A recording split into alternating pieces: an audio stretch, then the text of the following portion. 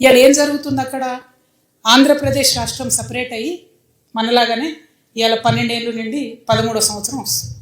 ఈ 13 ఏళ్లలో అంత పెద్ద పెద్ద నాయకులు అన్ని పార్టీలు అధికారంలోకి వచ్చినా అక్కడ కనీసం రాజధాని నగరం కట్టుకోలేకపోయినారు ఇప్పటి వరకు వాళ్ళు. అంతకుముందు ఆంధ్ర తెలంగాణ ఎందుకు కలిసినాయి? తెలంగాణ చక్కగా ఉన్న తెలంగాణ ఎందుకు ఆంధ్రలో వచ్చి కన్నేసి కలుపుకున్నారు? ఎందుకంటే ఇక్కడ రాజధాని బాగుంది కాబట్టి, కర్నూలులో మేము గుడారాలలో ఉంటున్నాం కాబట్టి మేము తెలంగాణలో కలవాలి, తెలంగాణతో కలుపుకోవాలని చెప్పి ఆనాడు మాట్లాడారు. ఇవాళ ఏం జరుగుతుంది? మరి 2 రాష్ట్రాలు అయిపోయినాక అక్కడ రాజధాని కట్టుకున్నారు వాళ్ళు? కట్టుకోలేకపోయారు. 2 పార్టీలు కూడా విఫలమైనవి. ఇప్పుడు ఉన్నటువంటి ఆంధ్రప్రదేశ్ ప్రభుత్వం ఏదైతే సంకీర్ణ ప్రభుత్వం ఉన్నదో, బీజేపీ, పవన్ కళ్యాణ్ గారు, టీడీపీ, వీళ్ళందరూ కేంద్రంలో వాళ్ళకు కొంత అధికారం ఉంది కాబట్టి ఏం చేసిండ్రు? పార్లమెంట్లో అమరావతియే మా రాజధాని అని బిల్లు పాస్ చేసుకున్నారు. ఎంత విచిత్రం అంటే, భారతదేశంలో కేంద్ర ప్రభుత్వం పెత్తనం ఉండొద్దు రాష్ట్రాల విషయంలో అని మనం మాట్లాడుకుంటాం. కానీ అక్కడ ఏం చేసిరు? వాళ్ళు అసెంబ్లీలో తీర్మానం చేసుకోవాలి రాజధాని ఎక్కడని. తీర్మానం చేసుకోకుండా పార్లమెంట్లో తీర్మానం చేసి చేయంగానే ఏమైంది? అపోజిట్ ఉన్నటువంటి జగన్మోహన్ రెడ్డి గారు, మీరు ఈ తీర్మానం చేసిరు కరెక్టే, కానీ ఇందులో మావిగన్ అంటే మచిలీపట్నానికి, వైజాగ్కి, గుంటూరుకి అన్యాయం జరుగుతుంది కాబట్టి ఆ ప్రాంతాలను కూడా కలుపుకొని అక్కడ ప్రభుత్వ భూమి ఎక్కడుంది, మీరు అక్కడ రాజధాని చేయండి అని ఆయన పొలిటికల్ బాంబేసి వీళ్ళ మీద. ఏంగానే ఏమన్నారే, మేము ఇంత పార్లమెంట్ దాకా పోయి చట్టం చేసుకొని వస్తే ఈ పొలిటికల్గా మనకు లాభం దొరకలేదేంది, దీన్ని కన్ఫ్యూజ్ చేయాలి, ఆగం చేయాలి, ఆంధ్ర ప్రజల అటెన్షన్ డైవర్ట్ చేయాలి అంటే ఏం చేయాలి? తెలంగాణలో మీద పడి ఏడవాలి. అప్పుడేమైతే ఆంధ్ర ప్రజలు మొత్తుకుంటారు, అరే వీళ్ళేంద్ర తెలంగాణ అది ఇదని. సో ఈ అటెన్షన్ డైవర్షన్లు ఏం చేసిండ్రు? ఒకటేమో ఇప్పుడు ఏదైతే capital area development agency authority అని పెట్టుకున్నారో ఆ ఏరియాలో ఈ జగన్ అన్న చెప్పిన మావిగన్ని కూడా ఇంక్లూడ్ చేసిరు ఆ ఏరియాను కూడా. సో పొలిటికల్గా అట్లా బెనిఫిట్ చేసుకుంది. తర్వాత మహానాడు పెట్టిరు. మహానాడులో ఏం మొదలు పెట్టిరు? తెలంగాణ పదం డిక్షనరీని లేదని మన తెలంగాణతోనే అనిపించి, ఇవి మెడకాయ మీద తలకాయ ఉన్నాడు ఎవడని డిక్షనరీ లేదంటాడా తెలంగాణ పదం? ఏడున్నది తెలంగాణ? రాజ్యాంగం చెప్పింది, భారత రాజ్యాంగం చెప్పి రాష్ట్రం ఇచ్చింది. ఎవడి డిక్షనరీలో, ఆంధ్ర డిక్షనరీలో ఉందా లేదా మాకు అవసరం లేదు. తెలంగాణ ప్రజలు రక్తం మరిగించి ఆత్మాహుతులు చేసుకొని కొట్లాడితే రాజ్యాంగబద్ధంగా పార్లమెంట్లో పాస్ అయ్యి ఇలా రాజ్యాంగం ఇచ్చింది రాష్ట్రం, రాజ్యాంగం ఇచ్చింది తెలంగాణ. మీ డిక్షనరీలో ఉంటే ఎంత లేకుంటే ఎంత, మీరు ఏం డిక్షనరీ చదువుతున్నారో మాకేం తెలుసు, మాకు అవసరం కూడా లేదు దాంతో. అదొక మాట అన్నారు. అయిపోయిందా? అయిపోయినాక వెంటనే మంత్రి లోకేష్ గారు ఏమంటారు? మేము తెలంగాణలోకి విస్తరిస్తున్నాం అంటారు. అయ్యా లోకేష్ గారు, ముందు ఇప్పుడు వానాకాలం వస్తూ ఉన్నది. అయ్యా పవన్ కళ్యాణ్ గారు, మీరు రేపు పొద్దుగాలేంది నవనిర్మాణ తెలంగాణ నవనిర్మాణాన్ని పవన్ కళ్యాణ్ వచ్చి ఇక్కడ సభ పెడతాడు. నేనేమంటున్నా అంటే, ఈ లోకేష్ గారు పవన్ కళ్యాణ్ గారు వాళ్ళది ఒకటే ప్రభుత్వం కదా, ఆంధ్ర ప్రభుత్వాన్ని నేను విజ్ఞప్తి చేస్తున్నా, వానాకాలం వస్తుంది, మీ సెక్రటేరియట్లో, మీ అమరావతిలో మీ ముఖ్యమంత్రి గారి కుర్చీ కింద నీళ్ళు రాకుండా చూసుకోండి. ఫస్ట్ ప్రతి వానాకాలం అక్కడ క్యాపిటల్ మునుగుడే, ప్రతి వానాకాలం అక్కడ క్యాపిటల్ మునుగుడే. అంటే ఎంత అవమానం ఇది ఆంధ్ర ప్రజలకు చెప్పండి. నాయకులేమో వాళ్ళు ఇప్పటికీ కూడా ఆంధ్ర మంత్రులు వచ్చి హైదరాబాద్లో ఆపరేషన్లు చేయించుకొని పోతారు. 12 ఏళ్ళు అయింది, ఆడ కట్టుకోరాదనే హాస్పిటల్. మీ ప్రజలకు ఎట్లా మరి? మీరంటే కార్లు ఉన్నాయి, రయ్యరువే వచ్చిపోతారు. ప్రజలకు ఎట్లా? వాళ్ళు ఎక్కడికి పోవాలి? అయితే నెల్లూరులో ఉన్న వాళ్ళు చెన్నైకి పోవాలి, అక్కడ ఉన్న వాళ్ళు బెంగళూరు పోవాలి, అనంతపురం వాళ్ళు, లేకపోతే విజయవాడ దగ్గర ఉన్న వాళ్ళంతా హైదరాబాద్కి రావాలి. అంటే ఇప్పటికీ కూడా మీ ప్రజలకు హాస్పిటల్ కట్టరు, ఇప్పటికీ మీ ప్రజలకు కావాల్సిన వసతులు ఇయ్యరు. మీ రాజకీయ అవసరాల కోసం మాత్రం తెలంగాణ మీద పడేస్తారు. ఇది కరెక్ట్ కాదు, మేము గమనిస్తున్నాం. తెలంగాణ వాదులం రాజకీయంగా పరిణితి చెందినటువంటి వాళ్ళం. మీరేదో రెచ్చగొట్టంగానే మేము రెచ్చిపోయి మేము ఇడికేలేదో అంటాం అనుకునేరు. కానీ ఇక్కడ వాళ్ళ ఏజెంట్ ముఖ్యమంత్రి గారు ఉండడం వల్ల నష్టం ఏం జరుగుతుందంటే, రకరకాల విగ్రహాలు పెడుతున్నారు. నేను ముందే చెప్పిన, నేనైతే పాత నాయకులంతా మంచిదని కాదు. ఇట్లనే మీరు ఊకే చేసిండ్రంటే మేము ఖచ్చితంగా అధికారంలోకి వస్తాం, అన్ని విగ్రహాలు బిడ్డ పలగొట్ట ఆంధ్రాకి పార్సల్ చేస్తాం. నేనైతే అంత ఓపిక మంత్రాలని కాదు, అంత విశాల హృదయం లేదు నాకు.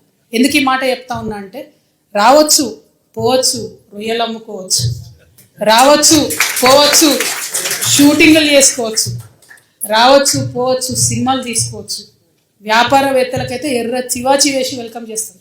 ఎందుకంటే స్విట్జర్లాండ్ అని కాలు పట్టుకొని, యూకే అని కాలు పట్టుకొని, జపాన్ అని కాలు పట్టుకొని ఇడికి రాండయ్యా భూములు ఇస్తాం అంటున్నాడు. ఆంధ్రాలో శ్రీ సిటీ అని కట్టిండు ఆయన, ఎవరో రెడ్డి, శేఖర్ రెడ్డి ఎవరు, ఆయన కూడా వెల్కమ్ చెప్తాం మనం. ఎందుకంటే ఒక పేరు ఎందుకు చెప్తున్నా అంటే, సక్సెస్ఫుల్ మోడల్. అక్కడ 30 దేశాల నుంచి వచ్చి కంపెనీలు పెట్టుకురు ఆయన సిటీలో. ఇక్కడికి వచ్చిండు అనుకోండి, మన దగ్గర 60 దేశాలలో వచ్చి కంపెనీ పెడతారు. మాకు ప్రాబ్లం వాళ్ళతోని కాదు, ప్రాబ్లం అలా మీళ్ళు వచ్చి మళ్ళా ఆంధ్ర రాజకీయ నాయకులు వచ్చి సెక్రటేరియట్లో గంట తిప్పుతామంటేనే మాకు ప్రాబ్లం. అది రానియం. పవన్ కళ్యాణ్ గారు ఆయన మీద ప్రొఫెసర్ నాగేశ్వరరావు గారు ఒక మాట మాట్లాడారు. అట్లనే నిన్న మన పాషం యాదగిరి అన్న ఒక మాట మాట్లాడంగానే ఇక్కడ వాళ్ళ ఏజెంట్ ఉన్నాడు కాబట్టి ఆంధ్ర పోలీసు వాళ్ళు మా మేధావులు ఇంటికి వస్తుంది. ఇట్లా చేస్తే మాత్రం ఊరుకోం, క్వశ్చనే లేదు. మాకు అన్ని రైట్స్ ఉన్నాయి, మేము అనుకున్నది మేము ఖచ్చితంగా చెప్తాం. రాజకీయంగా దమ్ముంటే దాన్ని ఎదుర్కోండి. మీ కాడ రాజధాని కట్టుకున్నాడు రాదు శాత కాదు, కానీ ఇడికి వచ్చాట తెలంగాణ నవనిర్మాణం చేస్తారట. మా పని మేము చేసుకుంటాం, మా నిర్మాణం మేము చేసుకుంటాం. రాష్ట్రం విడిపోయింది, ప్రజలు విడిపోలే. మీరు ప్రజల మధ్యలో చిచ్చు పెట్టకండి. చిచ్చు పెడితే మాట్లాడేటోళ్ళు లేరు, ఊరుకుంటోళ్ళు లేరు అనుకుంటారేమో. ఇగో ఈ జెండా రాకముందు లెక్క వేరే, ఇప్పుడు లెక్క వేరే. టీఆర్ఎస్ 2.0 ఇక్కడ, టీఆర్ఎస్ 2.0 ఇక్కడ పెట్టుకుంటే మాత్రం మంచిగా ఉండదు. ఇది వరకు ఒకసారి పెట్టుకున్నారు, రాష్ట్రం వచ్చింది. ఈసారి మూతి పనులు రాలిపడతాయి. కాబట్టి మీరు మా ప్రజల్ని తక్కువ చేసి మాట్లాడడం, మా మేధావుల మీద చేయాలనుకోవడం, లేనిపోని సాంస్కృతిక పెత్తనం మా మీద రుద్దాలనుకోవడం, మీకు అక్కడ రాజధాని కట్టుకోవడం చేతగాక మీ పొలిటికల్ పంచాయతీలను తీసుకొచ్చి మా మీద రుద్దడం. ముందు మీ రాజధాని కట్టుకోండి. మా జిహెచ్ఎంసీ ఎన్నికలలో పోటీ చేసే విషయం మీరు మళ్ళీ ఆలోచించారు. మా జిహెచ్ఎంసీలో ఇక్కడ సెటిల్ అయ్యి ఇక్కడ ఉన్నటువంటి ఆంధ్ర బిడ్డలు మా వాళ్ళు. గత 12 ఏళ్ళుగా వాళ్ళని మేము కడుపులో పెట్టుకొని కాపాడుకున్నాం. ఇంకా ఎన్ని ఏళ్ళైనా అట్లనే కాపాడుకుంటాం. తెలంగాణ వాళ్ళం ఎవరిని ఇబ్బంది పెట్టేటోళ్ళం కాదు. చుట్టపు చూపుగా వచ్చినా ఇంటికి వచ్చినా వాళ్ళని ఉన్నాం, వాళ్ళు మన దగ్గరే ఉన్నారు, మన దగ్గరే సెటిల్ అయిన వాళ్ళతో ఇబ్బంది లేదు. రాజకీయంగా పెత్తనం చేస్తాం, సెక్రటేరియట్లో ఏలు పెడతాం, మీ విధానాలలో ఏలు పెడతాం, మీ నీళ్లు దోసుకుంటామంటే మాత్రం ఊరుకునేది ఉండదు. ఖచ్చితంగా చెప్తా ఉన్నాం. ఇవాళ మా ఉద్యమ ఆకాంక్షలో పరిరక్షణలో భాగంగా మొట్టమొదటిది మా అస్తిత్వాన్ని పరిరక్షించుకోవడం. ఆ అస్తిత్వాన్ని పరిరక్షించుకోవడంలో మీరు ఆంధ్ర వాళ్ళైనా సరే, ఇక్కడ ఆంధ్ర ఏజెంట్గా ఉన్న తెలంగాణ ముఖ్యమంత్రి అయినా సరే, తెలంగాణ అస్తిత్వాన్ని క్వశ్చన్ చేసే విధంగా మాట్లాడితే మాత్రం ఊరుకునేదే ఉండదని చెప్పి ఈ సందర్భంగా తెలియజేస్తూ, మరి ఇక్కడ ఉండేటటువంటి మన ఉద్యమకారులకు నేను రిక్వెస్ట్ చేస్తూ ఉన్నా. ప్రభుత్వాన్ని మనం పదే కోరినాం. 2.5 సంవత్సరాలు అయింది. ఉద్యమకారుల ఆకాంక్షలు నెరవేర్చండి, ఉద్యమకారులకు మీరు ఇచ్చినటువంటి వాగ్దానాలు నెరవేర్చండి అని పదే అడిగినాం. అడిగితే ఏం చేసిండ్రు? ఇప్పుడు వరకు 2 సార్లు 3 సార్లు కమిటీ చేసిండ్రు. టైంపాస్ చేస్తున్నారు తప్పితే విషయం అయితే క్లారిటీ ఇస్తలేదు. రేపు 2వ తారీఖు, రేపు తెలంగాణ రాష్ట్ర అవతరణ దినోత్సవం. మనందరం సగర్వంగా జెండా వేసుకొని చాటే రోజు. రేపు ముఖ్యమంత్రి గారికి మేమందరం ఇక్కడ నుండి ఈ రౌండ్ టేబుల్ వేదికగా డిమాండ్ చేస్తూ ఉన్నాం. ఏదైతే మీరు మేనిఫెస్టోలో ఉద్యమకారులకు హామీ ఇచ్చిందో అది రేపు ప్రకటించండి. కమిటీలు చాలు, ఇక టైంపాసులు చాలు, కాకమ్మ కబుర్లు చాలు, కేకేలు పీకేలు ఇవన్నీ మాకు వద్దు. మాకు కావాల్సింది ఏంటిది? మీరు ఉద్యమకారులకు ఏదైతే ల్యాండ్ ఇస్తామన్నారో 250 గజాలు అది ఇవ్వండి. మీరు ఉద్యమకారులకు అమరవీరుల కుటుంబాలకు ఏదైతే పెన్షన్ ఇస్తామన్నారో అది ఇవ్వండి. ఏమేమైతే మీరు వాగ్దానం చేసిరో అది ఇవ్వండి. కేవలం కోదండరామ్ సారు ఒకరిద్దరు బెనిఫిట్ అయితే సరిపోదు. ఎవరిని చూసి అయితే ఉద్యమకారులు కాంగ్రెస్ పార్టీ కోటేసిండ్రో ఆ నాయకులకు వాళ్ళందరూ కూడా మేము హెచ్చరిక చేస్తూ ఉన్నాం. మీరు ముఖ్యమంత్రి గారిని కన్విన్స్ చేయండి. రేపు రాష్ట్ర అవతరణ దినోత్సవం నాడు జరిగేటటువంటి ఆ స్పీచ్లో ఖచ్చితంగా ఉద్యమకారులకు డిసైడెడ్గా ఇవ్వాలి.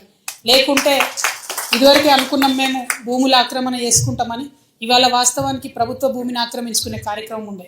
కానీ తెలంగాణ వాదులందరికీ కూడా ఈ ఆంధ్రోలు చేస్తున్నటువంటి కన్ఫ్యూజన్ని సవివరంగా వివరించాల్సినటువంటి అవసరం ఉండే కాబట్టి ఆ ప్రోగ్రామ్ని రౌండ్ టేబుల్కి మార్చుకోవడం జరిగింది.